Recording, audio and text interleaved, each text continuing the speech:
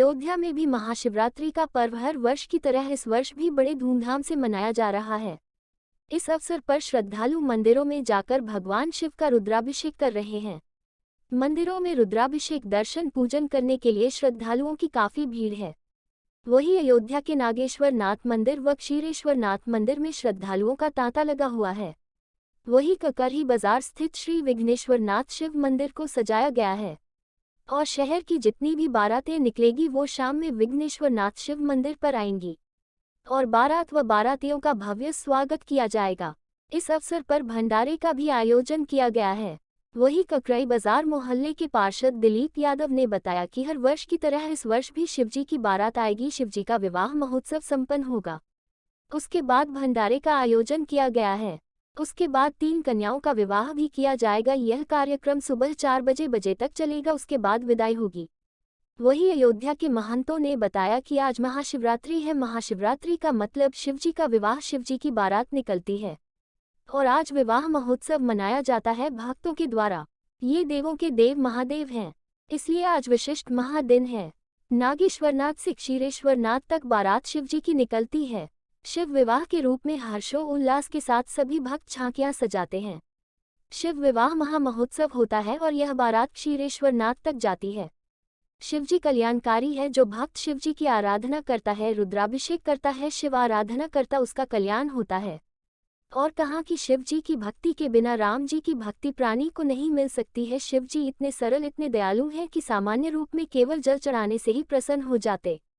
तो इस शिवरात्रि में सारा देश भगवान उमा महेश्वर का विवाह मना रहा है और प्रातः काल इनका विधिवत मंजन कराया जा रहा है। दूध से, बेलपत्ती से, मंदार पुष्प से, भांग से, चतुर से, क्या गन्ने के दुनिया भर के चीजों से भगवान भोलेनाथ की प्रसन्नता के लिए ये किया जाता है। ये बिल्वपत्र भी अब इसके भी चढ़ाने का मंत्र है। हमारे महाराज जी बताते थे, त्रिदलम त्रिगुणाकारम त्रिनेत्रम चतुरायधम। एक पत्ती नहीं चढ़ानी चाहिए, 2 नहीं 3 हो तो त्रिनेत्रम चतुरायधम त्रिजन्म पाप संहारम बिल्वपत्र सदाशिव अर्पणमस्तु। सारा देश मना रहा है भगवान भूतनाथ का ये उत्सव और भगवान शिव का अर्चन पूजन और कथा की। हमारे यहाँ तो कुछ नहीं होगा, कथा अलबत्ते होगा। आज सभी मंदिरों में शिवरात्रि तो प्रत्येक महीने में पड़ती ही है, प्रत्येक पक्ष में शिवरात्रि पड़ती है। आज महाशिवरात्रि है। महाशिवरात्रि यानी शिव जी की बारात, शिव जी के विवाह। शिव जी अनादि हैं, इसलिए कोई जन्म की बात नहीं है। शिव विवाह महामहोत्सव के रूप में मनाया जाता है भक्तों के द्वारा। और सब देव हैं, लेकिन ये महादेव हैं, देवाधिदेव महादेव हैं, इसलिए इनकी विशिष्ट तिथि और विशिष्ट दिन आज है।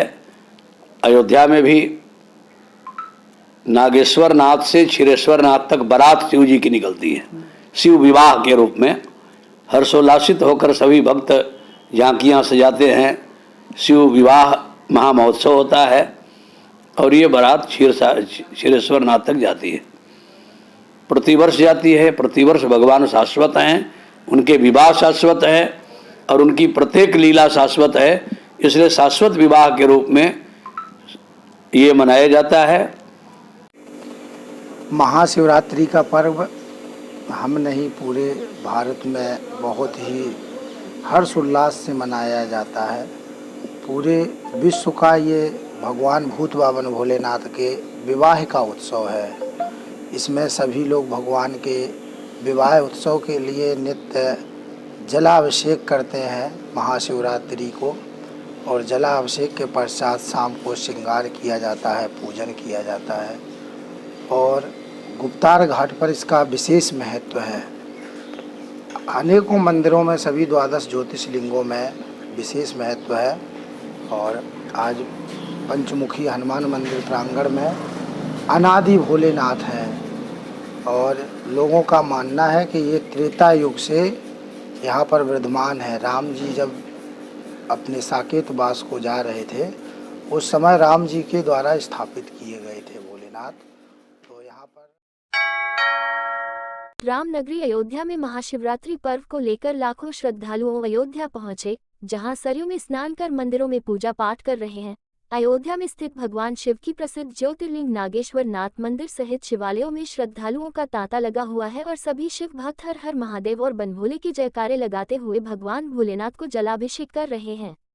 मर्यादा पुरुषोत्तम भगवान श्री राम की जन्मस्थली अयोध्या में होने वाले भगवान श्री राम की भव्य मंदिर का निर्माण को लेकर श्रद्धालुओं में काफी उत्साह है और इसी उत्साह के साथ आज महाशिवरात्रि पर्व पर अयोध्या पहुंचे लाखों श्रद्धालुओं श्रद्धा भाव से भोलेनाथ को जलाभिषेक कर रहे हैं, जिसके बाद सभी श्रद्धालुओं राम जन्मभूमि परिसर में विराजमान भगवान श्री रामलला का दर्शन के लिए भी पहुंच रहे हैं। पवित्र सरयू नदी में स्नान कर जलाभिषेक के बाद प्रमुख मंदिर हनुमानगढ़ी कनक भवन व रामलला का भी दर्शन पूजन कर रहे हैं। वहीं महाशिवरात्रि को लेकर सुरक्षा के व्यापक इंतजाम किए गए हैं। अयोध्या नगर में आने वाले प्रवेश मार्गों को बंद कर दिया गया है। किसी भी वाहन को अंदर प्रवेश नहीं मिल पा रही, तो वहीं मंदिरों तक पहुंच रहे श्रद्धालुओं को लेकर सीसीटीवी कैमरे की मदद से निगरानी की जा रही है। देख रहे हैं, बहुत अच्छा लग रहा है। लाखों श्रद्धालु दर्शन कर रहे हैं हम लोगों के साथ। काफी लंबी तादाद में भीड़ लगी हुई है, लाइन लगी हुई है। आज अयोध्या में लंबे समय से जी राम मंदिर भी बन रहा है। जी जी और आज भोलेनाथ का भी। बिल्कुल। इस उपलक्ष्य में भीड़ देखिए, संख्या काफी बढ़ गई है। महिलाओं के बच्चों से लेकर बड़े बुजुर्गों सबको, सब भोले बाबा का आशीर्वाद ले रहे हैं, सब प्रसाद वितरण कर रहे हैं। अपनी आस्था के अनुसार सब लोग लगे हुए हैं। रणविजय तिवारी राहुल। दिल्ली से चलकर भारत गौरव टूरिस्ट ट्रेन आज रामनगरी अयोध्या पहुंची। यहां अयोध्या कैंट रेलवे स्टेशन पर पहुंचे श्रद्धालुओं ने जय श्री राम के जयकारे लगाए। इस ट्रेन में 190 यात्री सवार हैं और ट्रेन का पहला पड़ाव रामनगरी अयोध्या है। दूसरा पड़ाव नेपाल स्थित माता जानकी की नगरी है। भारतीय रेलवे IRCTC की इस ट्रेन से अयोध्या पहुंचे श्रद्धालु स्वागत को देखकर भाव विभोर हो गए। वहीं मर्यादा पुरुषोत्तम भगवान श्री राम से जुड़े आस्था के केंद्रों की सैर कराने वाली इस ट्रेन को केंद्र सरकार की देखो अपना देश की पहल के तहत शुरू किया गया है। इसे श्री राम जानकी यात्रा नाम दिया गया है। दरअसल ट्रेन दिल्ली से चलकर अयोध्या पहुंच चुकी है। अयोध्या में श्रद्धालु राम जन्मभूमि, हनुमानगढ़ी, दशरथ महल, सरयू आरती समेत पौराणिक मठ मंदिरों का दर्शन पूजन करेंगे। उसके बाद नंदीग्राम में भरत मंदिर का दर्शन करेंगे। फिर अयोध्या कैंट रेलवे स्टेशन से बिहार सीतामढ़ी के लिए रवाना होंगे। कहाँ से हैं? मैं गाजियाबाद से। ये यात्रा कितने दिनों की? ये है 6 दिन की, 6-7 दिन की। आपके साथ कितने लोग हैं? मेरे पेरेंट्स हैं, मम्मी पापा दोनों हैं। अगर टूर की बात करें तो कितने लोग होंगे? 150 के करीब। हाँ, दर्शन करने पहली बार आई हूँ। अभी पढ़ा तो बहुत है, आज तक पता नहीं था। अभी देख के पता चलेगा कैसा है, कैसा फीलिंग होगा, वो डिफरेंट हो सकता है। क्या नाम है? श्वेता। सामने मैं आया तो हैदराबाद से हूँ, जा रहा हूँ अयोध्या, उसके बाद जाऊँगा वाराणसी, प्रयागराज। कैसी बहुत अच्छी रही, लाइफ टाइम एक्सपीरियंस। जो भारत बहुत अच्छा लग रहा है। इससे अच्छी तो कोई बात हो ही नहीं सकती है। ऐसी ट्रेन की हमने उम्मीद भी नहीं की थी। इतनी अच्छी ट्रेन है, सब लोगों के लिए अच्छा आराम है, खाना पीना सब कुछ फर्स्ट क्लास। क्या नाम? अशोक। पे आए हैं, राम श्री राम ट्रेन से आए हैं। ये 7 दिन का टूर है। 17 को चला था, 23 को वाया नेपाल होकर जाएंगे। नेपाल, प्रयागराज, बनारस तक का टूर है ये हमारा। आज हम लोकल बैठे हैं, लोकल में रामलला के दर्शन करेंगे, हनुमानगढ़ी के दर्शन करेंगे, नंदीग्राम के दर्शन करेंगे और सरयू में स्नान भी करेंगे। बोलो जय श्री राम। 7 दिन टूर है। क्या नाम है? श्री राम जानकी यात्रा। मेरा नाम योगेश गुप्ता है, अम्बाला से आए हैं। बहुत बढ़िया, बहुत। हम तो 7 जन्मों से यही रहते हैं। भगवान राम के दर्शन से हम भी, और राम जी के चरणों के द्वारा छूने आए हैं, रामलला के दर्शन करने आए हैं। जो 700 साल से हमारा मंदिर बंद पड़ा था, ये हमारी आज की सरकार ने उसको खुलवाया है। ये बहुत बड़ी बात है। और जब तक हम रहेंगे रामलला के दर्शन के लिए आते रहेंगे, बार बार आते रहेंगे और मोदी सरकार की जय बोलते रहेंगे। योगेश गुप्ता। 150 लोग हैं यहाँ पर। पूरी ट्रेन आई है, 12 डब्बों की पूरी फुल ट्रेन है। स्पेशल IRCTC की ट्रेन है। 13 डब्बे इसके अंदर है, फर्स्ट और सेकंड क्लास। अहिंसा विश्व भारती के संस्थापक आचार्य व जैन गुरु डॉक्टर लोकेश मुनि अयोध्या पहुंचे। यहां उन्होंने रामलला और हनुमानगढ़ी के दर्शन किए। इस दौरान मीडिया से बात करते हुए कहा कि हिंदू और जैन अलग हैं ही नहीं। हमारे यहाँ 16 सतियों का जाप करते हैं। अंजनी सती के पुत्र हैं। सीता जी 16 सतियों में हैं, इसलिए हम सब एक है। हम सबका कर्तव्य है कि जिस भारत माता की मिट्टी में हम पैदा हुए हैं, अपने जीवन काल में उसे वैभवशाली और गौरवशाली बनाएं। देश है तो हम हैं, यदि देश नहीं है तो हमारा कोई अस्तित्व नहीं है। वहीं डॉक्टर लोकेश जैन ने कहा, मैंने दिल्ली के रामलीला मैदान में लाखों की भीड़ में जो विचार रखे वो प्रभु श्रीराम प्रभु आदिनाथ की शक्ति थी। इसलिए मैंने भगवान आदिनाथ और श्रीराम के मंदिर हनुमानगढ़ी में दर्शन पूजन किया। उन्होंने कहा कि आज अयोध्या की धरती से यह संकल्प लेकर जा रहा हूं कि पूरे भारत को विश्व गुरु बनाने के लिए जितने धर्म यहाँ पैदा हुए हैं, जिनको मातृभूमि से प्यार है, जिनको भारत माता का जय बोलने में गुरेज नहीं, जिन्हें वंदे मातरम कहने में परेशानी नहीं, उन सबको जोड़ूंगा, क्योंकि ये अलग नहीं है। वह चाहे हिंदू हों, बुद्ध हों, जैन हों और सिख हों, हम सबको मिलकर तय करना है कि भारत कैसे विश्व गुरु बने, अखंड भारत का निर्माण कैसे हो। इसके लिए मैं अपना जीवन समर्पित कर रहा हूँ। इसलिए मैं प्रभु श्री राम और प्रभु आदिनाथ के दरबार में आया हूँ। भारतीय संस्कृति कहती है, कृतज्ञता से बढ़कर कोई धर्म नहीं है, कृतघ्नता से बढ़कर कोई पाप नहीं है। और हिंदू और जैन अलग है ही नहीं। हमारे यहाँ प्रातःकाल नमस्कार मंत्र का स्मरण करते हैं, उसी तरह 16 सतियों का जाप करते हैं। अंजना सती पवन पुत्र उनके, अंजना सती पुत्र है हनुमान जी, सीता जी 16 माह सतियों में हैं। तो ये कहना कि अलग, हम सब एक हैं और हम सब का कर्तव्य है कि जिस भारत माता की मिट्टी में हम पैदा हुए हैं, अपने जीवन काल में उसको वैभवशाली बनाएं, उसको गौरवशाली बनाएं, उसका गौरव बढ़ाएं। देश है तो हम हैं, देश नहीं है तो हमारा कोई अस्तित्व नहीं। रामलला के दरबार में ध्यान लगाने आया था। आज प्रभु श्री राम के श्री चरणों में बैठ करके मैंने विश्व शांति के लिए, देश की एकता अखंडता के लिए, समाज में शांति सद्भावना और समृद्धि के लिए प्रार्थना की है, ध्यान लगाया है। जो कुछ भी घटनाक्रम रामलीला मैदान में घटा, लाखों की भीड़ के बीच में जिस निर्भीकता से मैंने विचार रखे, ये प्रभु श्री राम की ही शक्ति थी, ये प्रभु श्री आदिनाथ की ही शक्ति थी। इसलिए मैं भगवान आदिनाथ के मंदिर में, प्रभु श्री राम के मंदिर में, हनुमानगढ़ी में, क्योंकि भारतीय संस्कृति कहती है कृतज्ञता से बड़ा कोई धर्म नहीं है और कृतघ्नता से बड़ा कोई पाप नहीं है।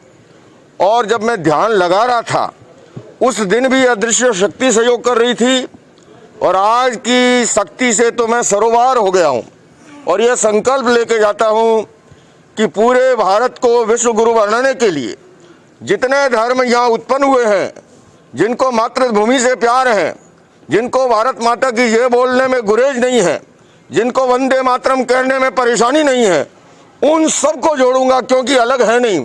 चाहे हिंदू हो, चाहे जैन हो, चाहे बौद्ध हो, चाहे सिख हो, हम सबको मिलकर के भारत कैसे विश्व गुरु बने, भारत कैसे जगत गुरु बने, अखंड भारत का कैसे निर्माण हो, और उसके लिए मैं अब अपना जीवन समर्पित कर रहा हूँ और उसके लिए मैं कार्य में लग रहा हूँ। इसीलिए मैं प्रभु श्री राम के दरबार में, प्रभु श्री आदिनाथ भगवान के दरबार में हनुमानगढ़ी में उपस्थित। अयोध्या जिले के बीकोपुर विकासखंड परिसर में समाज कल्याण विभाग द्वारा संचालित मुख्यमंत्री विवाह योजना के तहत सामूहिक विवाह का कार्यक्रम संपन्न हुआ। इस कार्यक्रम में मुख्य अतिथि के रूप में बीकोपुर विधायक अमित सिंह चौहान शामिल हुए, जिसमें 119 जोड़ों की शादी कराई गई। विवाह मंडप में वधू पक्ष के माता पिता ने कन्यादान किया। इस दौरान विधायक अमित सिंह चौहान ने नवविवाहित जोड़ों को आशीर्वाद दिया और उपहार भी भेंट किया। इस दौरान बीकोपुर विधायक अमित सिंह चौहान ने बताया कि 2017 से पूरे प्रदेश में मुख्यमंत्री सामूहिक विवाह के कार्यक्रम का आयोजन सभी ब्लॉक स्तर पर किया जा रहा है और आज हमारे क्षेत्र में भव्य आयोजन किया गया। हमारी सरकार सभी हर वर्ग के लोगों के लिए निरंतर कार्य कर रही है। इस मौके पर बीकोपुर ब्लॉक प्रमुख दिनेश कुमार वर्मा, भाजपा वरिष्ठ नेता और समाज कल्याण एडीओ उषा शर्मा की मौजूदगी में संपन्न हुआ। देखिए, आज उत्तर प्रदेश सरकार की आदरणीय योगी जी की महत्वाकांक्षी योजना सामूहिक विवाह का आयोजन जो पूरे प्रदेश में निरंतर 2017 से एक समारोह के रूप में हर ब्लॉक पे, इसके साथ साथ जिले स्तर पर आयोजन होता रहता है।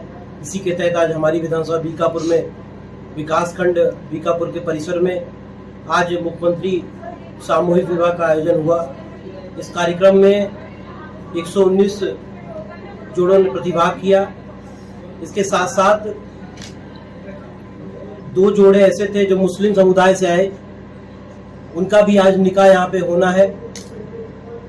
तो जो हमारी सरकार, उत्तर प्रदेश सरकार निरंतर कहती रहती है कि हमारी कोई योजना हो बिना किसी जात के, बिना किसी धर्म के, बिना किसी संप्रदाय के, बिना किसी मजहब के, हर वर्ग के लिए बनी है। चाहे सामूहिक विवाह हो, चाहे पेंशन की योजना हो, आवास की योजना हो। भी आप देखिए, हाल में ही श्रम विभाग द्वारा जिले में एक बहुत बड़ा सामूहिक विवाह का कार्यक्रम हुआ। मुझे लगता है ये बहुत दिनों बाद इतना बड़ा भव्य कार्यक्रम जिले स्तर पे हुआ। इसमें हमारे श्रम मंत्री जी ने शिरकत की, उन्होंने अपने विवाह की योजनाओं के बारे में बताया। तो मैं ये बताना चाहता हूँ कि उत्तर प्रदेश सरकार ऐसे जो भी परिवार हमारे है, जिसके परिवार में पैसा नहीं है कि वो अपने बेटियों की शादी कर सकें, उत्तर प्रदेश सरकार उनकी सहारा बन रही है। उनको 51,000 रुपए इस शादी समारोह में देती है, जिसमें 35,000 रुपए उनके खाते में जाते हैं। जो भी जोड़े होते हैं 10,000 रुपए का उनको सामान मिलता है, उसमें कपड़े होते हैं, वर के लिए कपड़े होते हैं, वधू के लिए उनकी ज्वेलरी होती है, जैसे पायल बिछिया हो गई। इसके साथ साथ उनको एक ट्रॉली बैग भी उपलब्ध कराया गया और आयोजन के खर्च के लिए जो भी होगा 6,000 रुपये उसको निकाला गया। तो उत्तर प्रदेश सरकार जो कहती निरंतर सबके साथ, सबके विकास, सबके प्रयास और सबके विश्वास को लेकर आगे बढ़ रही है। और ये बहुत बड़ी बात है कि सरकार ने ऐसी व्यवस्था की है कि एक परिसर में, जैसे आज हमारे यहाँ 119 जोड़ों का विवाह हुआ, एक परिसर में बिना किसी जात, किसी धर्म, किसी संप्रदाय भेदभाव के